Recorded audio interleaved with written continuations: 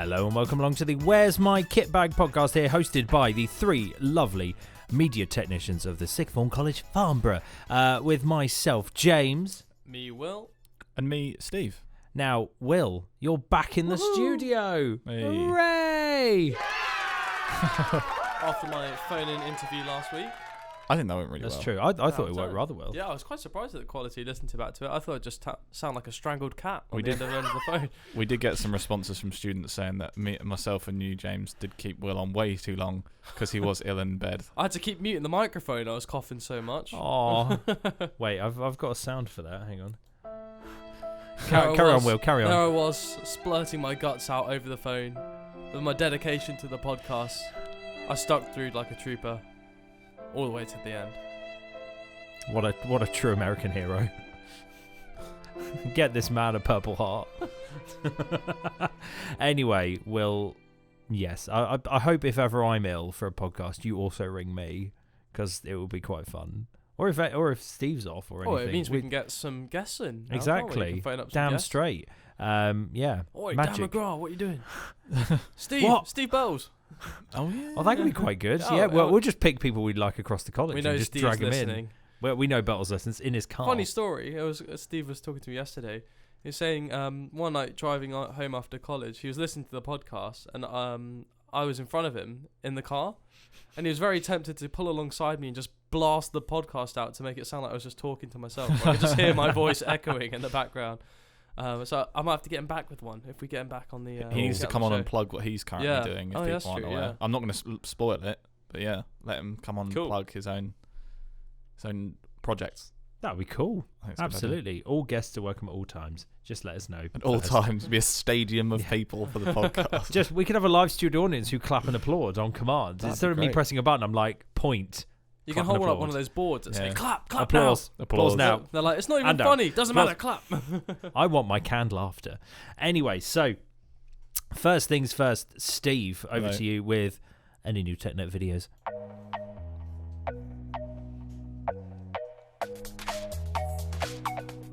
Well. Here we are again. Another week, another TechNet video. Hello, everyone. So, as promised, we did get that green screen video done, and it's out, and it's actually really good. It was good, isn't it? It's good fun to film that one. We did another director's cut, director's commentary. That's Yeah, the one. commentary, Excuse me.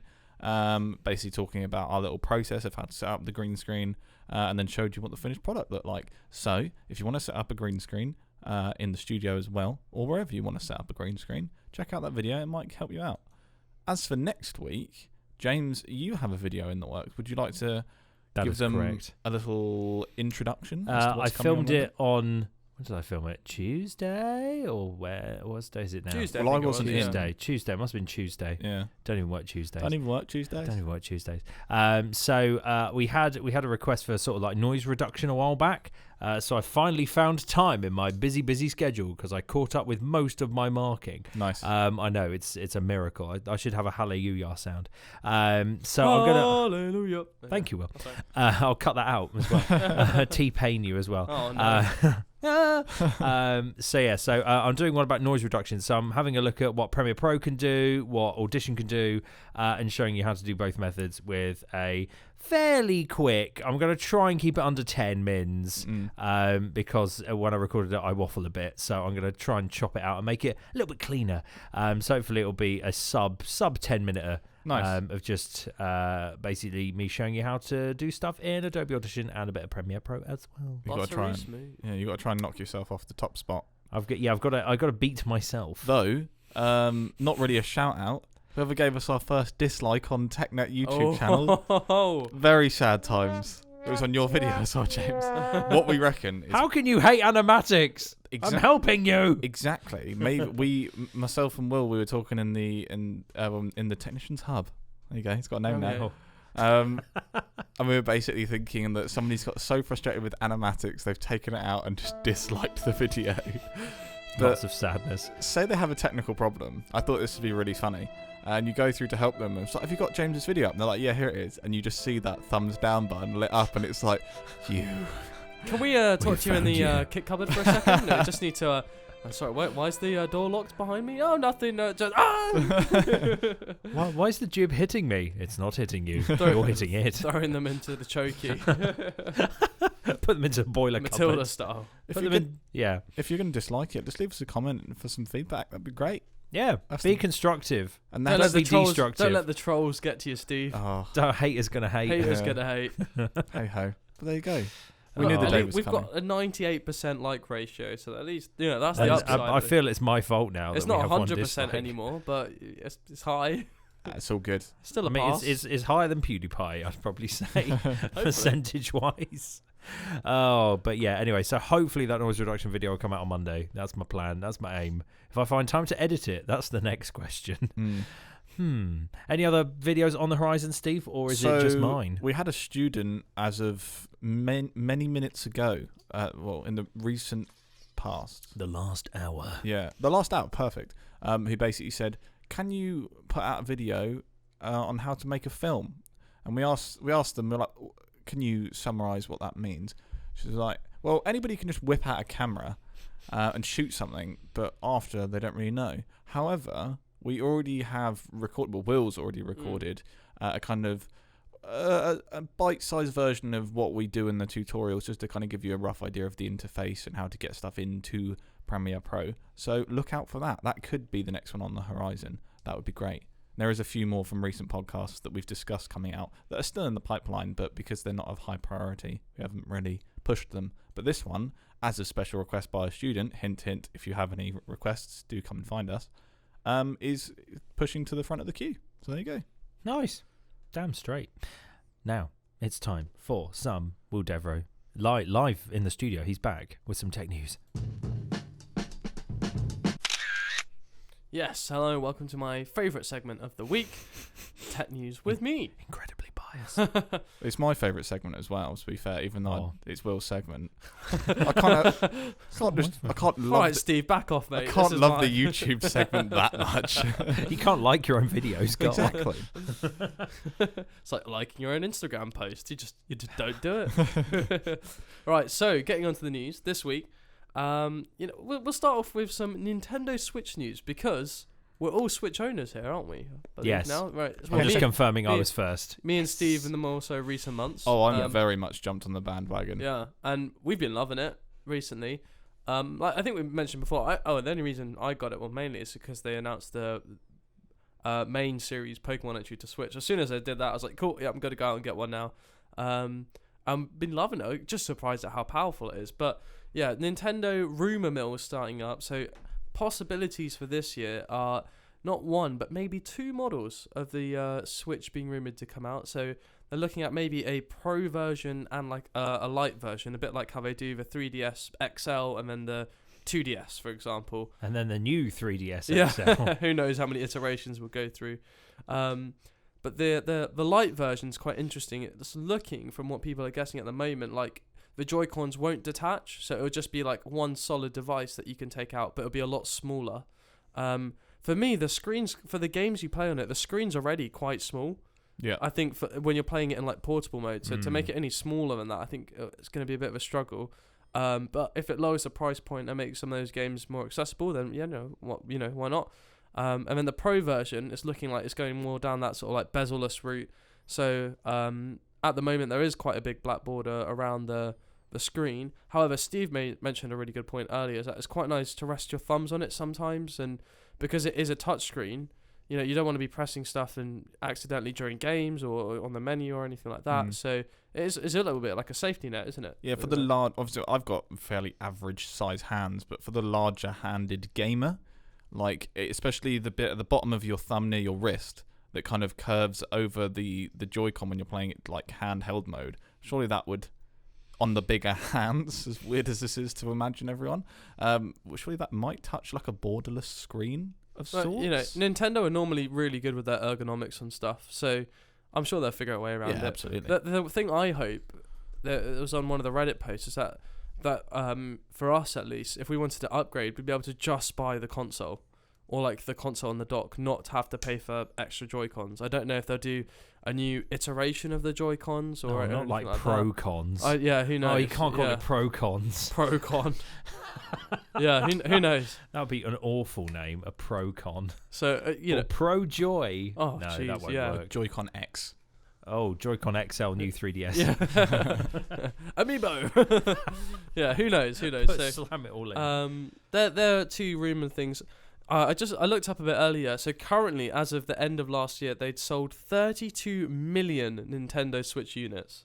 It's pretty good. That's a lot, I think. That is a lot. Although compared to the 3DS range, it's like, what is it? I mean, less than but that's been out for almost a decade. You know, that's very true. For the numbers it's put out, you know, in the time it's been out, it's their best selling Nintendo console ever. But they are.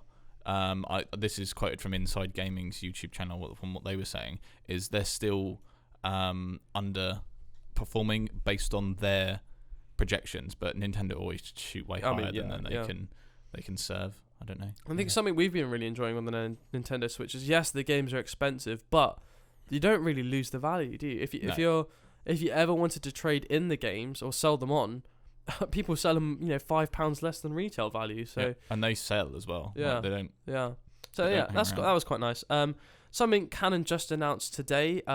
So they already have these. I believe they're called Zoe Mini printers, which you can connect your smartphone to. It's like a little portable printer. Holds about 5 pictures that you can a bit like an instant print sort of thing that you can take around with you in your pocket. However, they've just announced the Zoe Mini S and C, and it's basically like a selfie camera. It can hold 10 prints. It takes about 50 seconds to print off a picture, but it gives you one of those nice Polaroid kind of pictures with you on the go. That's very cool. And it's so thin. It's about as thin as your smartphone. Damn. That's pretty impressive, having the prints and stuff in there. So I think that's pretty cool. And what's nice is that the price is pretty competitive. The cheaper one, which is the C version, just has a smaller sensor. I think it's a 5 megapixel sensor, and that goes for just over £100. And then the S version has a bigger sensor in it and more LED lights on the front, and that goes for 150. They're saying. Not bad. So not too bad. I think the prints, I probably guess, are going to be the expensive stuff. Same with Polaroid. Polaroid prints get real pricey. But no, it looks really cool. Nice little market. I think it's interesting because like the Polaroid cameras are massive still, but obviously it's a different version of development. Whereas these little pocket cameras, they're so small, but it still delivers the same sort of quality. And you can pair it with your smartphone, so you can actually see what the camera sees through your phone, and whereas you're printing off the pictures and stuff. So that's pretty cool. Another one we're looking at, I think it kind of falls under the tech news, is we're going to mention Brexit. We're not giving any opinions and stuff on it. However, if a no-deal Brexit was to go through, phone companies would have to start charging you roaming charges again in the EU. Yeah, and I mean, that's painful. I used to work in Vodafone myself, and we had so many people come in with their daughters, their sons, who'd just been browsing the internet, maybe watching some YouTube or something whilst they were on holiday, and they'd come back in with like a £200 phone bill, £300. Somebody went over to America and they were watching, their daughter had watched 50 gigs worth of YouTube. It came to over £3,000 on their phone bill. Geez. Luckily, with her, we were able to talk to customer services and kind of prove that, you know, she wasn't aware of what was happening, and they got the charges removed. However, those smaller ones, they definitely don't get through. So at the moment, I'm pretty sure on all UK carriers, you can travel to any EU country and you can use your data, your minutes, and your text just like you can in the UK. Yeah, you get from my experience, you get a text message saying, "Welcome to this country. Do your thing." Yeah, literally, and that's nice. We used it in Amsterdam when we went over to Amsterdam. We had all the data we could want. It was nice because the Wi-Fi wasn't the best, so we could just rely on ours. But just thinking now that you're going to have to go back to switching airplane mode on or something like that whilst you're out. Or just Wi-Fi only. Or just hope for hotspots. Just hoping for hotspots. It's a shame. You know, I think it'll be... I don't think the phone companies are going to be paying extortionate amounts for us to keep this. Who knows? Maybe one of them might do that and then use it as a selling point. But something that probably will affect us all at some point. Even if they chuck a $5 per month on everyone's contract, Yeah. that's going to make them a hell of a lot of money. Yeah, So exactly. So it's probably a big win for the phone providers, but for us, not so much. James, you spotted this one Hello. about the car speed limiters by 2020. Yes, Or 2022. I think it was 2022, maybe 2023. But I heard this story break. Like 2 days ago. I heard it on the radio. I was just like, "Ha, you what?" So apparently, an EU regulation, obviously our favourite friends. Obviously, they currently hate us. So I was listening along, and they mentioned a story where they were going to make car speed limiters mandatory for all vehicles. By it was either 2022 or 2032. 2032 probably seems a bit more realistic. Give them, like 10, 12 years to get this all sorted. But what it would mean is you would have a limiter in your car, which would automatically detect where you are in the world, would know what the speed limit is, and set your car to not exceed said speed limit. So if you're in a 30 zone, it would lock your car to 30. It would also have a black box in your car, so it could obviously activate in times of an emergency or an accident, much like a plane's black box. And it would also then know where you are at all times and know exactly what speed you're doing. But apparently you can override it by slamming your foot on the accelerator, and apparently that overrides the speed limiter. And I'm like, surely if it was a black box system, you would just see flag that, your yeah. insurance company. Yeah. So that could, like you're saying there, Steve, could affect your insurance companies. Although, would it reduce accidents having everyone's speed limited to the speed limit? Would it make people a bit more placid, going, "I'm doing the right speed, everything's fine"? Potentially. Who knows? Who Also, really knows? I think are speed humps required anymore? I don't know.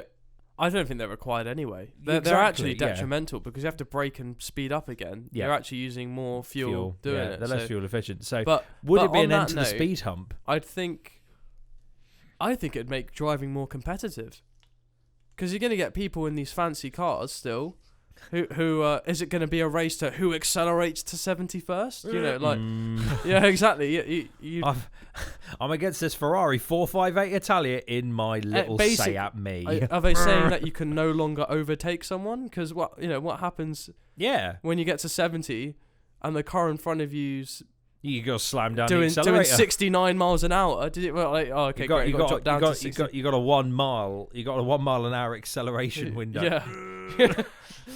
Yeah. But no, if everyone's doing 70 at all times and no one's like, panic braking or anything because your car's doing it, they're also talking about having like automatic lane correction in every car, like as a thing. No, sounds lame. Sounds stupid. And something along the lines of like some type of automated braking in case you're not paying attention to the road and a child runs out and that kind of thing. I hope it's not like that BMW X1 video we watched. That was horrific. Have you seen that, Steve? I've not. So if anyone's Will. listening, just go on YouTube and type in BMW X1 brake test. So there's this certain body regulation that give out the safety kind of stars for cars. And in one of the tests, they have a child dummy walk across the road, simulating walking, and it's to test how quickly the car can read that it's a pedestrian and auto brake. So it shows a few examples. There's one of a Renault, does really well, stops to a halt. One of a Volvo, does really well. And then it gets to BMW X1, just going along. Okay, so they're all cruising at, I think it was like 60 miles an hour, cruising, child walking out. Okay, it's going to slow down any second.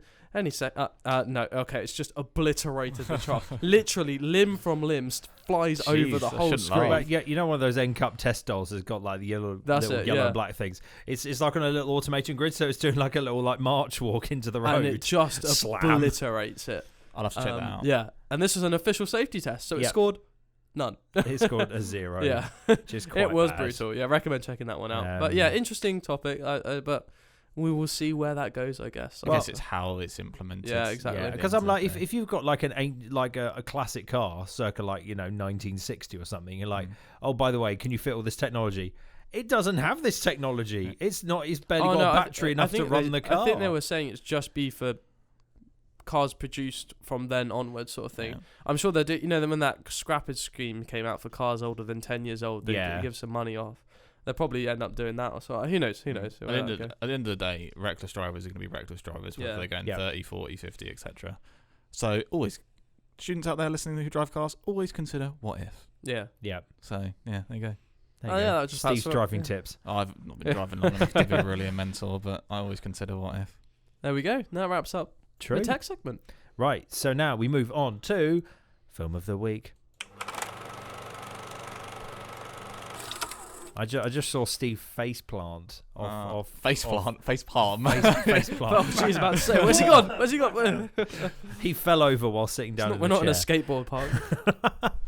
Guys, I pulled a melon kickflip. Not been looking forward to this segment. What, Steve? Do I need this? Yeah. Come on. Oh god, third time this episode. Yeah, I know Something's this going really badly it's, this week. it's a sad episode. So I actually have no excuses. We don't want to hear him, Steve. Steve's got no eyes. He can't So- see the film. I pitched Old Boy to my girlfriend, Box, yeah. my lovely girlfriend, and she fell ill. She's fine, just one of those, normal colds, whatever. And I was gonna watch it on Sunday, and she was like, "Can you, can you wait for me to watch it? 'Cause it sounds really interesting." Obviously, she's been ill since Sunday, and she's still been going to work, but I haven't seen her because I don't want to get ill. So I haven't watched it since then. And then on Monday, I was like, okay, cool. I've got the evening off because I'm not seeing my girlfriend. I'll watch The Martian. Played a bit of my Switch to about 9. No, played it with 8 with you, Will, and then played some Apex Legends. Got a win with my brother, Victory Royale. Win, yay! Yeah, there you go. And I was like, great, let's watch The Martian. I did not realise it was 2.5 hours long, and if I'd have watched it, it would have finished at 1 a.m. and didn't want to do that. So yeah, poor excuses, though are my excuses nonetheless. I will get round to watching it before the Easter holidays, both films, because both of which I do want to watch. But yeah, my terrible excuses continue, and I am sorry, everybody out there. I just want to talk about Old Boy already. Are we going to delay it? Because there are a lot of spoilers we could mention. We got to which would be, it's so. There's too many twists. Man, it's so messed up, but amazing. I mean, I could talk about The Martian. I didn't see it. I didn't see it recently, but I loved it. Yeah. I love it so much. But I'm got not Donald Glover in it. It's just my favourite bit. Have you seen Old Boy, James? Yes. How have you seen Old Boy, James? I may have been marking at the same time, but at least You it was can't do there. that. Yeah, like It was. I was reading the subtitles as I was probably, to be honest, writing the subtitles. Come on, in guys, as the come kids' on. comments.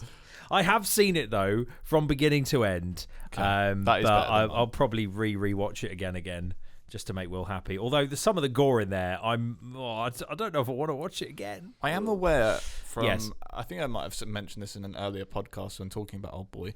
I have not figured out the teacher yet, but I know there is a full consumption of an animal in it, Yes. which I'm intrigued to witness. Yes. That's nothing. That's that is nothing that's on this weak. film. That's weak sauce. Okay, That's on a scale of 1 to gross. That's like a 2. noted. Okay, I mean, it's It's a bit intense. weird, but Just from the before any no spoilers or anything, but the main actor, the stuff he went through to film this, like it literally goes through a physical transformation, which isn't prosthetics or anything like that. It's pretty impressive. okay. Enjoy it. I mean, to say committed, Yeah. I think it's an understatement. Cool. That man is all in. Otherwise, Will, did you watch the aptly named Big Sick? I did, yes. Actually, I had after finishing the film, I was like, and then I kind of read into it a bit more the other day, and after reading into it a bit more and realizing sort of the background of a story and sort of connotations I didn't pick up on, it's actually really heartfelt. It is. So I don't know. Would you call it a rom-com sort of thing? I did laugh a lot. I did laugh a lot at it. I mean, yeah, you've got what's his name, Kunal in it. Yes, playing who's himself. Playing Yeah. himself Yeah. as a comedian. Yeah, Being a comedian. and I thought which is quite good. I forgot was it Zoe? I think her name was the actress. Oh, I think that actress name might be Zoe, but she Zoe Kazan. Yes. That's the actress's Oh yeah, name. there we go. Yeah. She was actually really good as well. I think for me, what was nice was in the sort of like the second act of the film, how it focused more on her parents, and the sort of connection there, and it was very different. It was not the direction I was expecting a rom-com to go. And it's sort of, I think at the time I felt like it was quite generic, but then after watching the film and kind of thinking about it a bit more, it was a bit more refreshing. It was nice. I think it dragged out a bit too much though. I think for me it was a bit too long. That especially Okay. the last sort of like 45 minutes of the film, they kept revisiting topics that you as a viewer, it You're wasn't just like, giving "Oh, it wasn't come giving me on." more information, or it like build up, and then they postpone, build up, postpone. You know, so in a filmmaking perspective, that was the only sort of like gripe I had with it. I think I'd probably give it a 7.5 in the Ooh, end. Yeah, Not bad at all. and for a rom-com, I think that's pretty That's good. pretty it was, solid. It was genuine, I think. I guess because he's playing himself. Yeah. That's probably why. You can't really act. Yeah. Also, he wrote it as well. Oh, cool. Kamal. So, nice. so Yeah. double. Yeah, well, it's good one of the recommendation. I'm co-writers. glad I watched it. Is Yeah. the answer to that. There you go. I thought it was going to be a bit of a throwaway film, but after watching it, no, I'm glad, and yeah, I would recommend somebody else to watch it. The Big Sick. Not a bad film. I quite liked it when I saw it when it came out ages ago.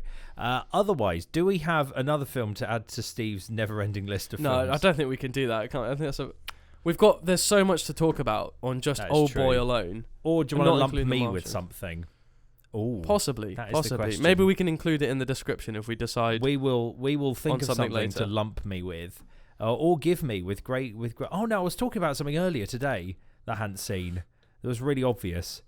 Oh, rubbish! What was it? Oh, it'll come to me at some point, I'm sure. But yeah, so Steve's list is ever growing. Old Boy will be reviewed before we Please. leave for Easter. Oh, absolutely. Guaranteed. I'll prioritise that one over The Martian, but there's no reason why I can't check out both before then. I did say last podcast that my honeymoon phase with the Switch had ended. Evidently, it hadn't. You were It still, never you're, ends. you're still madly in love. But I think I'm settled. After information evening yesterday, I had a couple of hours where I could have played the Switch and didn't, and I think that's telling me that maybe it's now a welcomed asset and no longer in the honeymoon phase, which is good.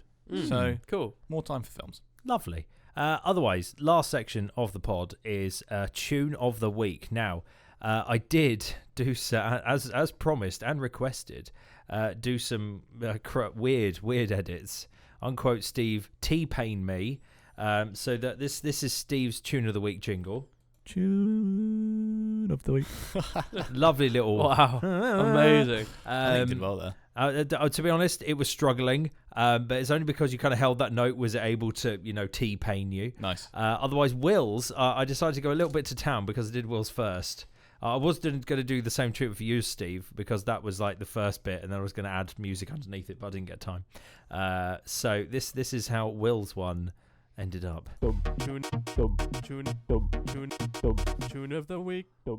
So now the problem with Will, because Will spoke it and didn't really sing it like Steve, it's very hard to T-pain Will. Well, that because was the you're idea. Tune of the week. Yeah, it was underlying. It was subtle. It was impactful.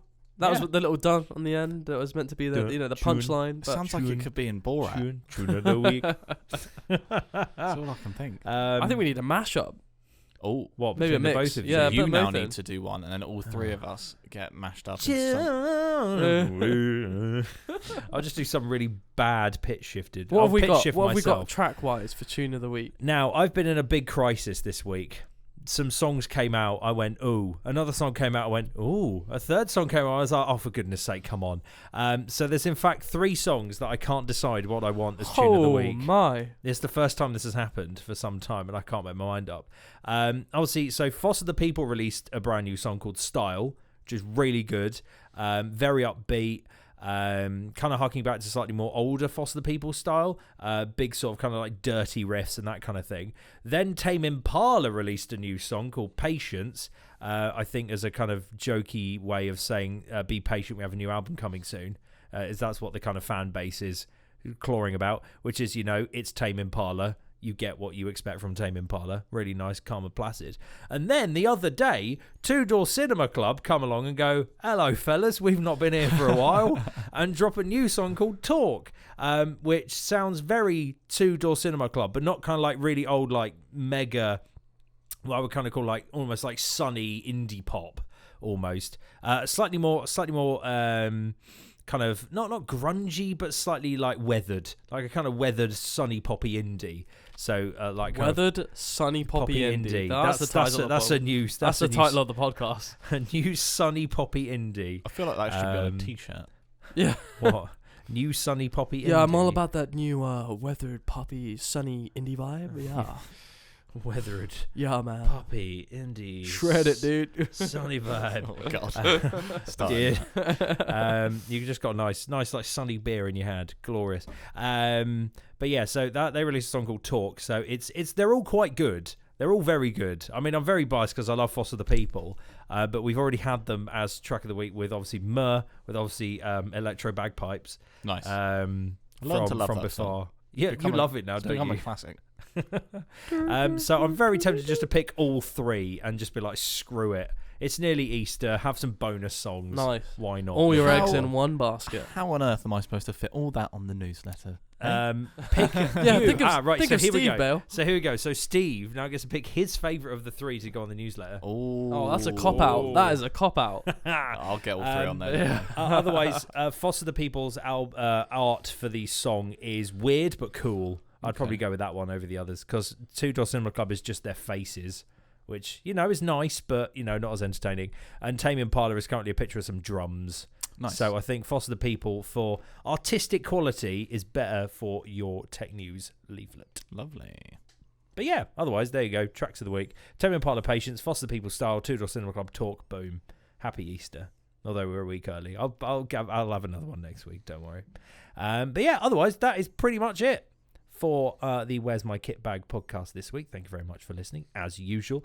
Follow us on all our social media pages run by the mighty Steve. What are they? At F6 Media Film.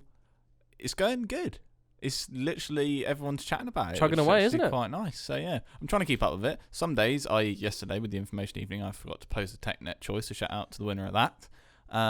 But yeah, I will keep posting as and when stuff comes up. So if you're doing anything cool and you're a student in the media and film department and you want to be shouted out, drop us an email at technet@farnborough.ac.uk and you might find yourself on the newsletter. Brilliant. Love it. Loving your work, Steve. Thanks. Otherwise, that's pretty much it. I've been James. I've been Will. And I'm Steve. And this has been the Where's My Kit Bag podcast. Thanks for listening to the Where's My Kit Bag podcast. Please feel free to drop us a comment about anything you want us to cover in the section below, or hit us up on our Instagram or Twitter pages at F6 Media Film.